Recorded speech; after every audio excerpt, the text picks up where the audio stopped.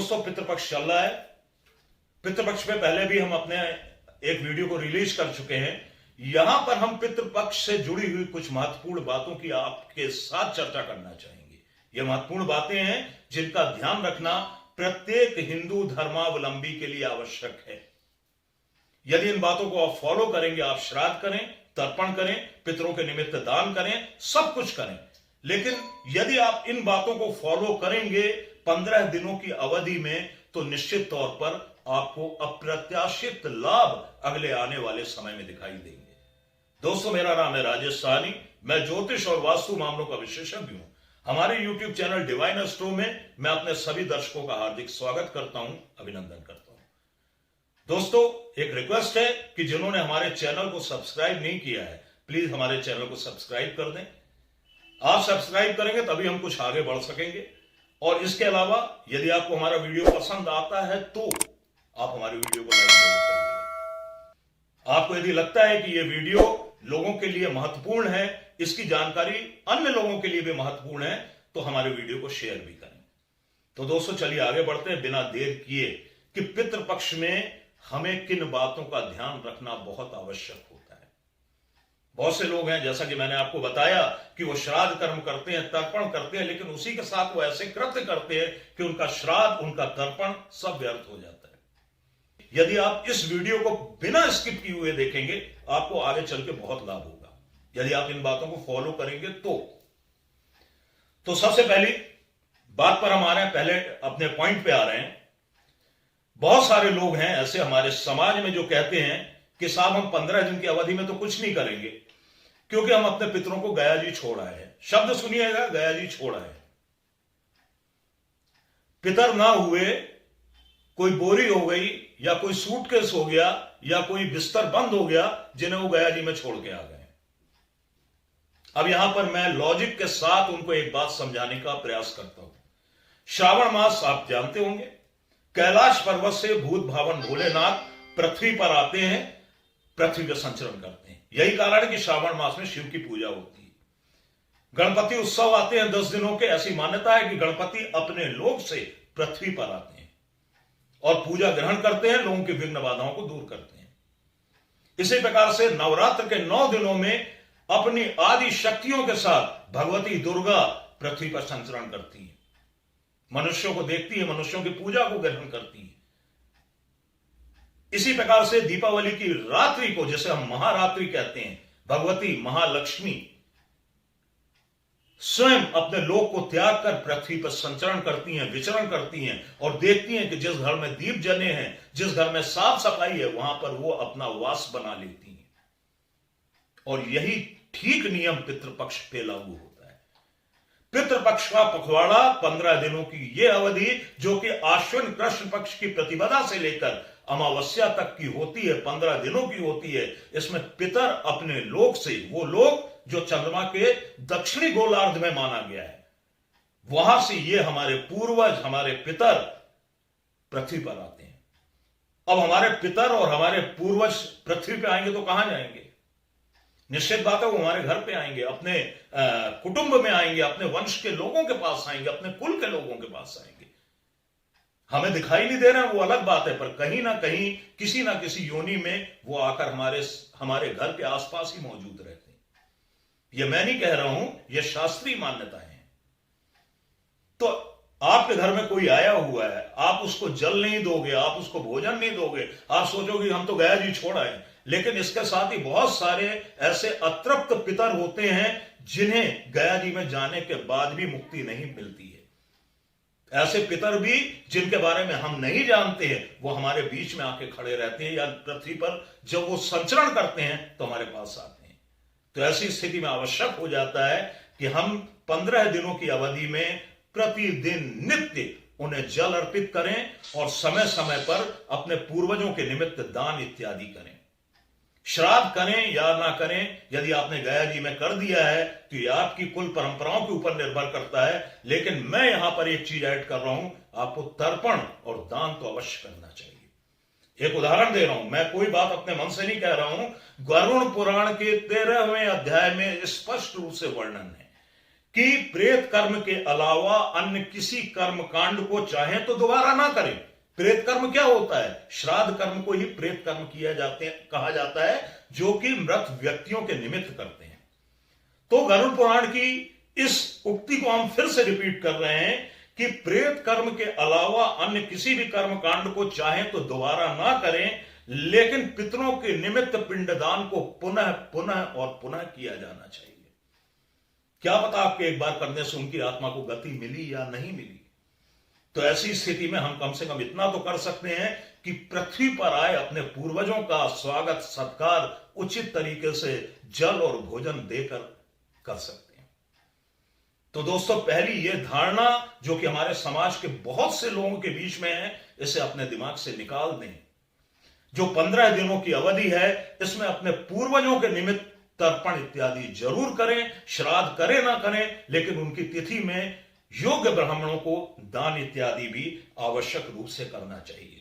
और आप इसको करके देखें। यदि आप नहीं कर रहा है, आपने कभी भी नहीं किया है, आप निश्चित मानिए कि आपके परिवार की बहुत सारी विघ्न बाधाएं अगले 2 से 4 महीनों में रिमूव हो जाएंगी। क्योंकि हमारे पितृ यदि रुष्ट होते हैं तो यकीन मानिए हमारे देवता भी रुष्ट होते हैं। हमारे पूर्वज, हमारे पितृ यदि प्रसन्न है, तभी हमसे हमारे देवता भी प्रसन्न होंगे। हमेशा इस बात का ध्यान रखना चाहिए। दूसरी बात, बहुत महत्वपूर्ण बात अगली मैं और आपको बताना चाहूंगा, इन 15 दिनों की अवधि में ऐसा कोई भी कार्य ना करें जो आपके पूर्वजों को पसंद नहीं था। मांसाहार और शराब भले ही हम कहते हैं आपके पूर्वज लेते रहे हों, लेकिन इस अवधि में टोटली अवॉइड करना चाहिए। परिवार में शांति और सामंजस्य बनाकर चलना चाहिए। किसी भी प्रकार के आरोप प्रत्यारोप निंदा इत्यादि से दूर रहना चाहिए। ऐसा कोई भी कार्य नहीं करना चाहिए जिससे आपके पूर्वज जो कि धरती पर आए हैं, आपके घर पर आए हैं, वो कुपित होकर रुष्ट होकर आपके घर से विदा ले। एक बात आप ध्यान रखिएगा, यदि परिवार में झगड़े होते हैं, लड़ाइयां होती हैं, आपस में वैचारिक मतभेद होते हैं, तो कहीं ना कहीं हमारे पितृदोष को बल मिलता है। इसका मतलब सीधा सही होता है हमारे पूर्वज इससे बिल्कुल प्रसन्न नहीं होते। वे हमें समृद्ध देखना चाहते हैं, वे हमें सुख शांति के साथ निवास करते हुए देखना चाहते हैं। हमेशा ध्यान रखिएगा, क्योंकि वो आपका कभी बुरा नहीं चाहेंगे। और जब वो देखते हैं कि आप परिवार में लड़ रहे हैं, झगड़ रहे हैं, छोटी छोटी बातों पर वैमनस्य कर रहे हैं, उनकी आत्मा कहीं ना कहीं कुपित होती है। ऐसा कोई भी कार्य ना करें जो कि आपके पूर्वजों को पसंद नहीं था। और मांसाहार, शराब और तामसिक भोजन इन 15 दिनों की अवधि में पूर्ण रूपेण इसका त्याग करना चाहिए जो लोग लेते हैं। अब यह मत बोलिएगा हमारे पूर्वज लेते थे तो हम ले रहे हैं, ऐसा कुछ नहीं। वो अब पितृ जो थे, जो आपके पूर्वज हैं, वो अब देव रूप में स्थापित हो चुके हैं। पहले वो मनुष्य रूप में थे, बहुत सारी गलतियां हो सकता है उनसे भी हुई हो, लेकिन अब वो देवता हो गए हैं, देव रूप में स्थापित हो गए हैं। वो हमारे लिए पूजनीय हो गए, वो हमारे लिए देव स्वरूप हो गए। और भी बहुत सारे कार्य जो आपके पूर्वजों को नहीं पसंद थे, मान लीजिए उन्हें गाली देना नहीं पसंद था, मान लीजिए उन्हें कुछ खरीदना नहीं पसंद था, मान लीजिए उन्हें किसी व्यक्ति का साथ नहीं पसंद था, तो इन सारी चीजों को आपको इन 15 दिनों की अवधि में अवॉइड करना है। और तीसरी बात, हर प्रकार के मंगल कार्य इस अवधि में वर्जित कहे गए हैं। यह हमारी शास्त्रीय अनुशंसा है। तो किसी भी प्रकार के शुभ कार्यों को इन 15 दिनों की अवधि में नहीं करना है। किसी भी प्रकार के शुभ कार्य, जैसे हम यदि शुभ कार्यों की बात भी करते हैं तो वो बात भी इन 15 दिनों की अवधि में आपको नहीं चलानी है। अर्थात 15 दिनों का यह पखवाड़ा आपको सिर्फ अपने पूर्वजों के लिए रखना है, उनके प्रति आपको निष्ठा दिखानी है, उनके प्रति आपको समर्पित रहना है। इसके बाद हम अगले पॉइंट पे आ रहे हैं।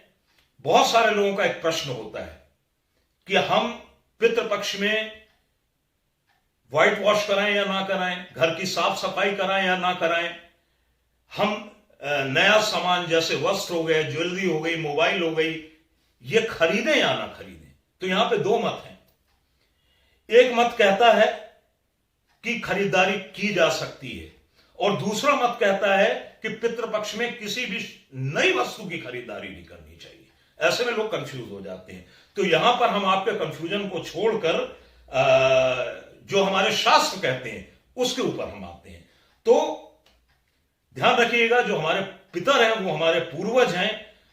तो यहां पर सबसे पहले आपको अपने परिवार की परंपराओं का पालन करना है, क्योंकि जो हमारी कुल परंपराएं हैं वो उन्हीं पूर्वजों के द्वारा बनाई गई हैं। यदि आपके परिवार में, आपके कुल में, आपके वंश में यह परंपरा चली आ रही है कि पितृपक्ष में कोई नया सामान नहीं खरीदना चाहिए, तो बिल्कुल आपको उसे अवॉइड करना है। आपको फिर किसी भी शास्त्र सम्मति के चक्कर में नहीं पड़ना है, क्योंकि आपके पूर्वज ही वो हैं जिन्होंने इन नियमों को बनाया है। और हम इसके पहले वाले पॉइंट में आपसे बोल चुके हैं, ऐसा कोई भी कार्य नहीं करना है जो आपके पूर्वजों को रुष्ट कर दे। तो ये आप देखें कि आपके पूर्वजों का क्या बनाया हुआ नियम है, आपके कुल की परंपरा क्या है। बाकी जहां तक शास्त्र सम्मति है, तो शास्त्रों में यदि आप पितृपक्ष के दौरान अपने घर में साफ सफाई करते हैं, यदि कोई नया सामान खरीदते हैं, तो इस पर कोई निषेध नहीं है, किसी भी प्रकार की मनाही नहीं है। लेकिन मैं यहां पर सलाह दूंगा कि आप अपने कुल का, अपने वंश का, अपने परिवार की परंपराओं का पालन करें। फिर हमसे पूछे जाने वाला बहुत अधिक एक प्रश्न यह होता है कि क्या पितृपक्ष में हम अपना सामान्य दैनिक पूजन कर सकते हैं। बहुत सारे लोग ऐसे हैं जो नित्य पूजन करते हैं, हनुमान चालीसा का पाठ करते हैं, विष्णु सहस्रनाम का पाठ करते हैं, इत्यादि इत्यादि, अपने भाव के अनुसार वो साधना उपासना करते हैं। तो कई लोग ऐसे होते हैं जो पितृपक्ष में अपनी साधना उपासना को ब्रेक कर देते हैं। वो कहते हैं कि ये अवधि अशुभ मानी गई है, हम अपनी साधना उपासना इसीलिए 15 दिन के बाद करेंगे। तो यहां पर हम आपको शास्त्र सम्मति बता रहे हैं कि पितृपक्ष में दैनिक पूजन के लिए कोई भी शास्त्रीय मनाही नहीं है। यह एक सामाजिक भ्रांति है कि पितृपक्ष में देव पूजन नहीं करना चाहिए, लेकिन शास्त्रीय मान्यताओं के अनुसार देव पूजन के पश्चात ही पितरों के निमित्त श्राद्ध कर्म तथा तर्पण इत्यादि किए जाते हैं। एक महत्वपूर्ण बात यह कि इस अवधि में यदि कोई भी गरीब व्यक्ति आपसे सहायता लेने आता है, कोई भी भूखा आपके पास आपको दिखाई देता है, तो यह मान के चलिएगा कि ना जाने किस देश में नारायण मिल जाएं, तो अपने पूर्वजों का स्मरण करके उन्हें भरपेट भोजन करा दें या उनकी जो भी हो सकता है वह हेल्प कर दें। और इन सब से ऊपर एक और इंपॉर्टेंट जानकारी आपको दे रहा हूं कि रात्रि में यानी कि प्रदोष काल में, दिन ढलने के बाद, आप अपने घर के दक्षिण दिशा में एक सरसों के तेल का दीपक अपने पूर्वजों के, अपने पितरों के निमित्त आवश्यक रूप से प्रज्वलित करें, क्योंकि दक्षिण गोलार्ध में हमारे पूर्वजों का वास होता है। हम जो भी तर्पण कर्म करते हैं, श्राद्ध कर्म करते हैं, दक्षिण मुखी होकर करते हैं। इसलिए दक्षिण दिशा को अपने पूर्वजों के निमित्त हमेशा रोशन करके इन 15 दिनों की अवधि में रखना चाहिए। दोस्तों, हमारा ये वीडियो कैसा लगा आप हमें एक कमेंट करके जरूर बताइएगा। बहुत जल्द अगले वीडियो के साथ हम आपसे फिर मिलते हैं। तब तक के लिए राधे राधे, जय श्री कृष्ण। अब हम अगली महत्वपूर्ण बात के बारे में आपको बता रहे हैं। तर्पण से जुड़ी हुई एक भ्रांति है, हमने अपने पिछले वीडियो में भी इसकी चर्चा की है कि बहुत सारे लोग क्या करते हैं कि प्रातःकाल स्नान करने के बाद पितरों को तर्पण देने लगते हैं। तो ध्यान रखिएगा, जो प्रातःकाल की अवधि है यह पितरों के निमित्त नहीं है। आपके पितर उस समय आपका तर्पण लेने यानी जल लेने आते ही नहीं है।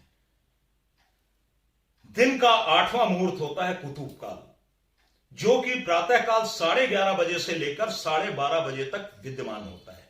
यह कुतुब काल हमारे शास्त्रों में बेस्ट पीरियड बताया गया है पितरों के निमित्त तर्पण और श्राद्ध करने का। यानी कि यदि आपको तर्पण करना है, आपको श्राद्ध करना है, तो इसे आप 11:30 बजे प्रातःकाल से प्रारंभ करके अपराह्न काल, जो कि लगभग दोपहर 3:30 बजे तक होता है, इसके मध्य की अवधि में आपको संपन्न करना चाहिए। तो आपको पूर्ण फलों की प्राप्ति इसके द्वारा होगी। एक महत्वपूर्ण बात यह कि इस अवधि में यदि कोई भी गरीब व्यक्ति आपसे सहायता लेने आता है, कोई भी भूखा आपके पास आपको दिखाई देता है, तो यह मान के चलिएगा कि ना जाने किस देश में नारायण मिल जाएं, तो अपने पूर्वजों का स्मरण करके उन्हें भरपेट भोजन करा दें या उनकी जो भी हो सकता है वह हेल्प कर दें। और इन सब से ऊपर एक और इंपॉर्टेंट जानकारी आपको दे रहा हूं कि रात्रि में यानी कि प्रदोष काल में, दिन ढलने के बाद, आप अपने घर के दक्षिण दिशा में एक सरसों के तेल का दीपक अपने पूर्वजों के, अपने पितरों के निमित्त आवश्यक रूप से प्रज्वलित करें, क्योंकि दक्षिण गोलार्ध में हमारे पूर्वजों का वास होता है। हम जो भी तर्पण कर्म करते हैं, श्राद्ध कर्म करते हैं, दक्षिण मुखी होकर करते हैं। इसलिए दक्षिण दिशा को अपने पूर्वजों के निमित्त हमेशा रोशन करके इन 15 दिनों की अवधि में रखना चाहिए। दोस्तों, हमारा ये वीडियो कैसा लगा आप हमें एक कमेंट करके जरूर बताइएगा। बहुत जल्द अगले वीडियो के साथ हम आपसे फिर मिलते हैं। तब तक के लिए राधे राधे, जय श्री कृष्ण।